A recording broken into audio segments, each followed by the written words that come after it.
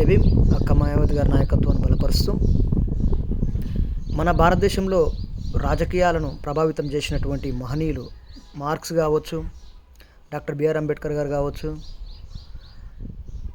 అక్క మాయావతి గారు కావచ్చు, మాన్యవర్ కాంశీరామ్ గారు కావచ్చు.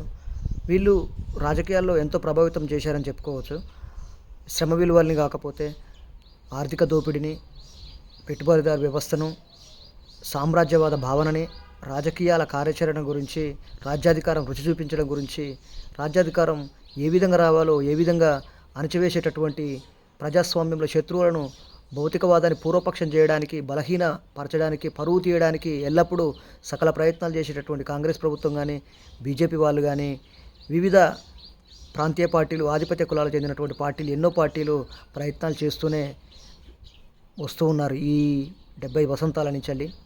అందులో భాగంగానే బహుజన్ సమాజ్ పార్టీ ఎన్నో రకాల పోరాటాలు, మండల కమిషన్ కావచ్చు, బీసీ ఎస్సీ ఎస్టీ మైనార్టీలను కలిపే, కులాలను కలిపేటటువంటి ఆలోచన విధానం కానీ, మతాలను కలిపేటటువంటి ఆలోచన విధానం కానీ, భాషలను గౌరవించే ప్రస్తావన కానీ, సాంప్రదాయం కానీ, సంస్కృతులను కాపాడే, సమాజంలో ఉన్నటువంటి ప్రతి సంస్కృతిని కాపాడేటటువంటి ఆలోచన విధానం కానీ, ప్రాంతీయతను విస్మరించని జాతీయవాదం కానీ, అవినీతిపై రాజీ లేని పోరాటాలు చేయడం కానీ, పర్యావరణం రక్షించే విధానం కానీ, విద్యను పలు రకాలుగా అభివృద్ధి చేసేటటువంటి ఆలోచన విధానాన్ని కానీ, ఎన్నో రకాలుగా బహుజన్ సమాజ్ పార్టీ భారతదేశంలో అనునిత్యం అహర్నిశలు పోరాటం చేస్తుందని చెప్పి చెప్పుకోవచ్చు.